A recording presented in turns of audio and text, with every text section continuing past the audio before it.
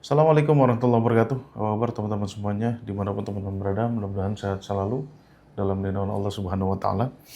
Jumpa lagi kita di konten Back to Quran episode kedua, di mana di episode kali ini kita akan berbicara tentang tauhid. Nah, tauhid yang kita maksud di sini bukanlah sebagaimana yang kita pahami selama ini, ya, yang maknanya sebatas mengesahkan Tuhan.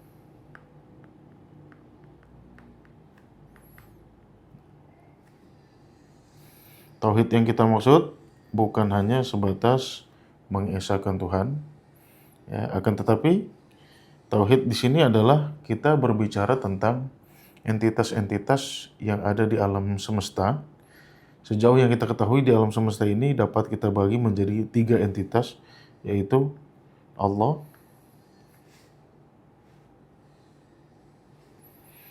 manusia, dan alam semesta. Nah, tauhid yang kita akan pelajari hari ini adalah bagaimana hubungan antara ketiga entitas di alam semesta ini, ya. Bagaimana, apa saja pola hubungannya, itulah yang akan kita pelajari, ya, dalam satu kesatuan sistem yang tidak dipisahkan. Jadi Allah bagaimana, kita manusia bagaimana, alam semesta bagaimana. Hubungan manusia dengan alam bagaimana, hubungan manusia dengan Allah bagaimana. Oke, itu yang paling terpenting. Jadi kata-kata tauhid, ya, dari kata wahada yuwahidu yang akan kita pelajari pada pagi hari ini,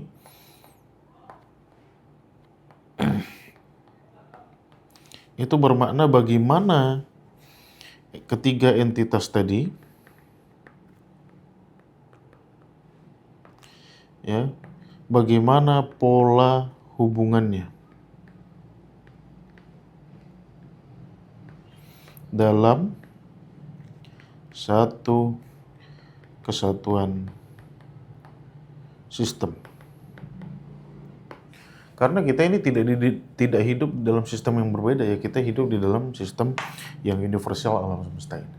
Jadi itu yang kita akan bahas pada pelajaran tauhid kali ini, ya, teman-teman.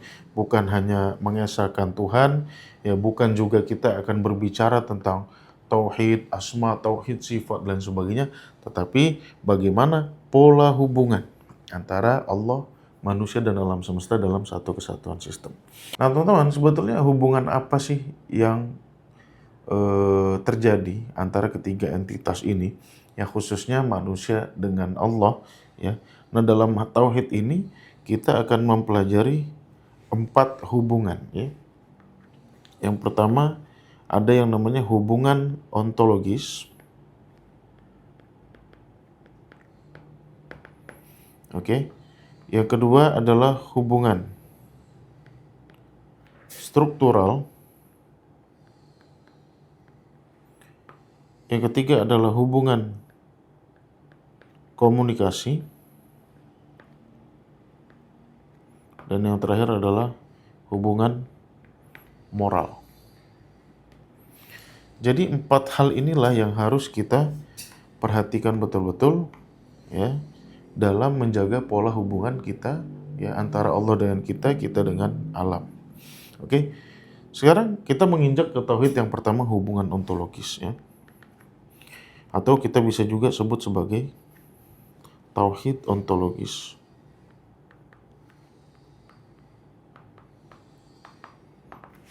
Apa maksud tauhid ontologis ini? Nah, tauhid ontologis ini kita memahami diri kita dan diri Allah Subhanahu wa Ta'ala sebagai 2 entitas yang berbeda, ya, bukan sebagai satu kesatuan sosok atau satu kesatuan oknum. Nah, ini kita harus pahami betul-betul, ya, teman-teman. Manusia dan Allah entitas yang berbeda.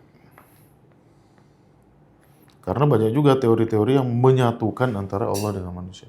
Enggak, Allah dan manusia ini 2 entitas yang berbeda. Oke, itu poin yang pertama. Poin yang kedua adalah pasca penciptaan,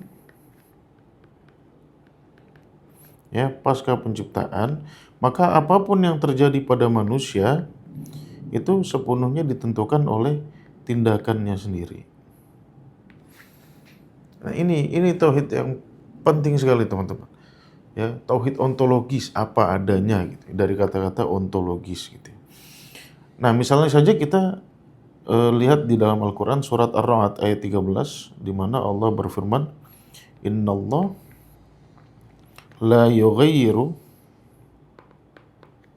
ma biqaumin hatta yughayyiru ma bi anfusihim." Ini surat Ar-Ra'd ayat 11.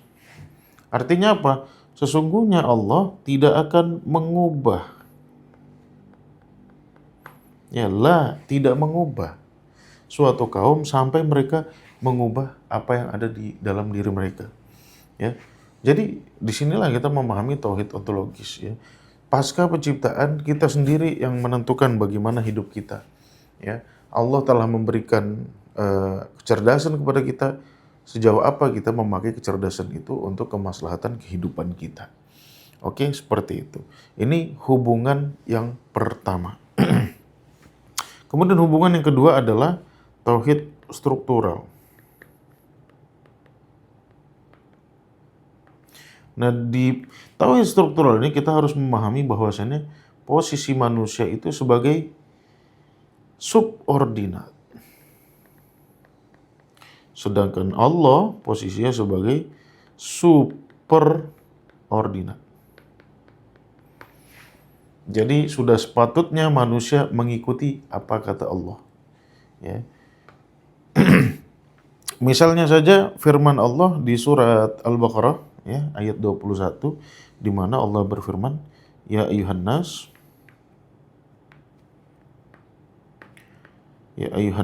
u'budu rabbakumul ladzi khalaqakum." Ya, surat Al-Baqarah ayat 21. Nah, di sini manusia berperan sebagai abad. Ya, oleh sebab itu perintahnya u'budu. Oke. Nah, abad di sini ya bukan semata-mata kita menyembah Allah layaknya kita menyembah. Bahkan istilah sembah yang diartikan untuk kata abadah juga absurd. Sebetulnya kata abadah itu bermakna patuh, mematuhi, seperti itu. Jadi ketika Allah berfirman, "Ya ayuhan nasu budu rabbakum," ya artinya manusia diperintahkan untuk patuh kepada Tuhannya, ikut apa kata Tuhan. Dan dalam hal ini Allah disebut dengan Rabb. Ya. Nah, jadi di sini kita harus memahami bahwasanya posisi Allah itu di atas sebagai superordinat dan manusia sebagai subordinat. Oleh sebab itu manusia harus ikut aturan Tuhan. Seperti itu. Oke. Nah, walaupun di tauhid ontologis tadi ya kita dua entitas yang berbeda dengan Tuhan dan kita bisa mengeksplorasi apapun yang ada di alam semesta ini dengan kemampuan intelektualitas kita untuk mendatangkan maslahat bagi kehidupan kita, tetapi ingat ya bahwasannya ada struktur di antara tiga entitas itu di mana Allah di atas dan kita di bawah dan kita harus mengikuti peraturan-peraturan yang Allah tetapkan. Seperti itu. Agar apa? Agar kita tidak melampaui batas dalam kehidupan kita di dunia ini. Gitu ya. Contohnya seperti eksplorasi alam. Selagi itu eksplorasi bagus-bagus saja. Tetapi kalau sudah sampai eksploitasi yang merusak alam sehingga terjadi bencana di mana-mana, wah ini sudah tidak betul gitu. Artinya kita tidak melakukan tauhid struktural. Memang di tauhid ontologis kita pintar. Kita bisa ngeruk emas, kita bisa ngeruk batu bara dengan teknologi sebagainya gitu ya. Tetapi kita nggak patuh dengan Allah ya dalam hal tauhid struktural. Kemudian tauhid yang ketiga adalah tauhid ya. Tauhid yang ketiga adalah tauhid komunikasi. Nah, untuk membangun struktur ini ya tentunya harus ada komunikasi yang dibangun antara Allah dengan manusia. Oleh sebab itu ya maka akan terjadi nanti komunikasi ya Allah dengan manusia, begitupun pola sebaliknya manusia dengan Allah. Kata kuncinya sebetulnya ada pada kata sholat itu sendiri ya. Kalau kita merujuk ke surat Al-Ahzab ayat 43 di mana Allah berfirman, "Huwallazi yusalli 'alaikum wa malaikatuhu ya, wa malaikatuhu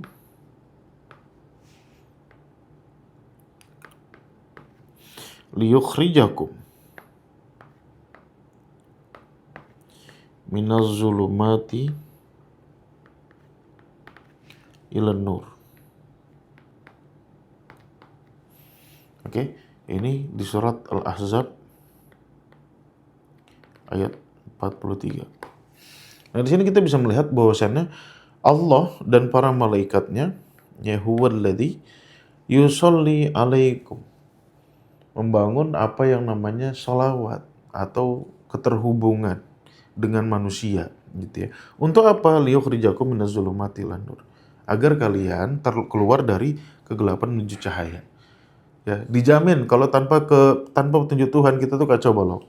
Ya, hari ini pun kita kacau balau. Menentukan bagaimana kita bersikap, berperilaku di dunia ini antara sama manusia, ya, antar manusia dengan alam ini kita masih sibuk, masih rempong hari ini, ya masih bingung seperti itu.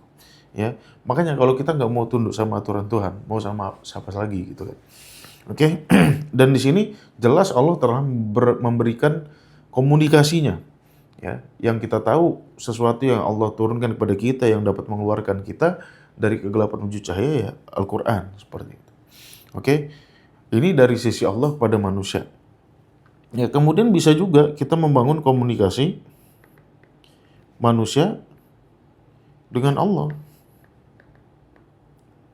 Ya, misalnya saja kita diperintahkan di surat Al-Baqarah, ya ayyuhalladzina amanu ista'inu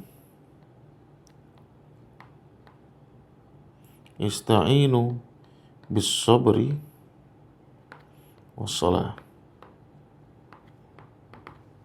Ya, manakala kita punya kesulitan, kita diperintahkan Allah untuk minta tolong dengan sabar dan sholat. Ya, intinya komunikasi yang Allah bangun dengan manusia bukan hanya searah, tetapi manusia bisa juga untuk melakukan komunikasi kepada Allah. Oleh sebab itu, ya ketika era Nabi masih hidup gitu ya, itu kan banyak ayat-ayat yang misalnya berbunyi yas'alunaka anil mahiyid misalkan. Qul huwa adzan fa'tazilun nisa'a fil mahid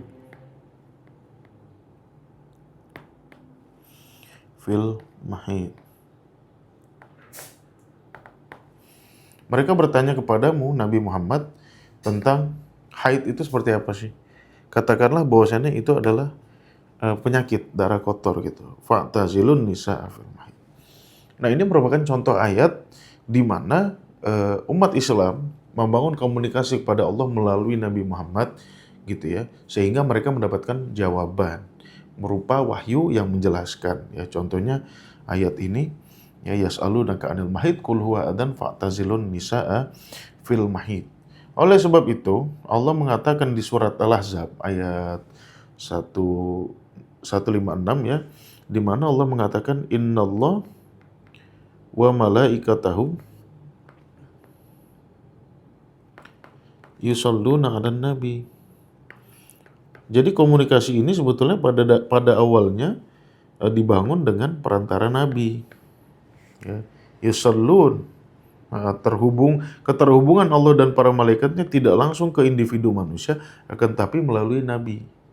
Dan kita ya ayyuhalladzina amanu, orang-orang yang percaya, amanu sallu alaihi, kita diperintahkan untuk sholat kepada Nabi Muhammad. Jadi Allah dan malaikat membangun keterhubungan dengan Nabi. Oleh sebab itu manusia atau orang beriman diperintahkan untuk membangun keterhubungan juga dengan Nabi. Jadi pada hakikatnya dalam kasus sholawat, Nabi itu berperan sebagai intersection point. Oke. Inilah tauhid komunikasi, ya. Jadi bukan hanya Allah yang bisa berinteraksi dengan kita pun bisa berinteraksi dengan Allah, ya. Seumpama Nabi tidak ada, ya sudah dengan sholat kita yang 5 waktu itu, gitu ya. Makanya dalam sholat kan sebetulnya aqimis sholah lidzikri. Kita diperintahkan untuk mendirikan sholat agar kita mengingat Allah. Oke, kemudian tauhid yang terakhir adalah tauhid moral. Ya. Kalau tauhid moral tadi, ya, hubungan antara Allah dengan manusia, ya, ini keywordnya adalah ibadah atau kepatuhan. Lantas bagaimana perilaku manusia kepada alam? Ya. Perilaku manusia kepada alam adalah islah, atau kita sering dengar istilah amal soleh, gitu ya. Ya, apa itu amal soleh? Ya, perbaikan-perbaikan.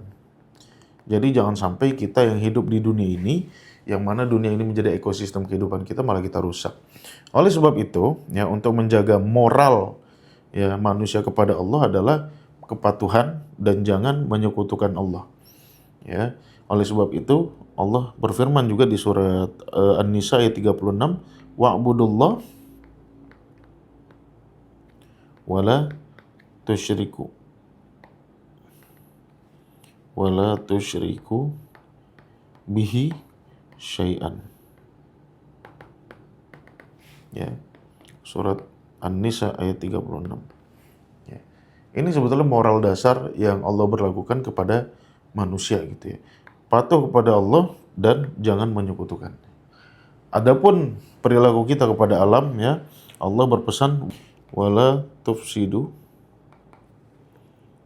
fil ardi ba'da islahiha.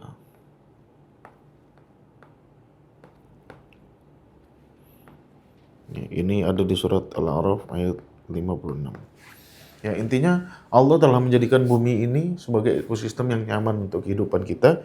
Oleh sebab itu, kita janganlah merusak bumi ini sehingga kita dapat merusak tempat tinggal kita, gitu kan. Oleh sebab itu, ya, lakukanlah islah, lakukanlah perbaikan-perbaikan di bumi ini. Ya, boleh kita eksplorasi untuk kepentingan kehidupan kita, akan tapi jangan sampai kita mengeksploitasi. Nah, jadi ini teman-teman, ya, tauhid yang kita bahas, yaitu tentang pola hubungan antara ketiga entitas yang ada di dalam semesta, Allah, manusia, dan alam, ya, yang mana hubungannya bisa kita bagi ke dalam 4 hubungan ontologis, struktural, komunikasi, dan moral.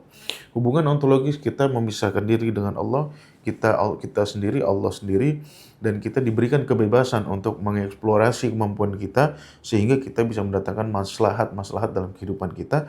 Akan tetapi, kemampuan kita ini hendaknya tunduk dan patuh kepada sebuah struktur di mana Allah menjadi superordinat dan manusia sebagai subordinat. Dan dengan itu Allah membangun komunikasi dengan manusia berupa aturan-aturan main cara hidup di dunia ini. Ya, dan kita pun diperintahkan juga untuk membangun koneksi dengan Allah. Oleh sebab itu kita diperintahkan sholat untuk mengingat Allah 5 waktu sehari. Ya. Kemudian yang terakhir adalah hubungan moral. Bagaimana caranya kita membangun moralitas ke antara 3 entitas ini. Ya. Membangun hubungan ontologis, struktural, komunikasi, itu merupakan moral dari hubungan tauhid. Jadi ini tauhid yang kita pelajari di Tadabbur Institute, bukan hanya sekedar mengesahkan Allah, apalagi cuma sekedar mempelajari asma-nya atau sifatnya, ya, akan tetapi bagaimana ketiga entitas ini, ya, eksis dengan pola hubungan tertentu dalam satu kesatuan sistem. Oke, subscribe channel ini kalau kalian suka pembelajaran ini, share ke teman-teman kalian. Jumpa lagi di video selanjutnya. Assalamualaikum warahmatullahi wabarakatuh.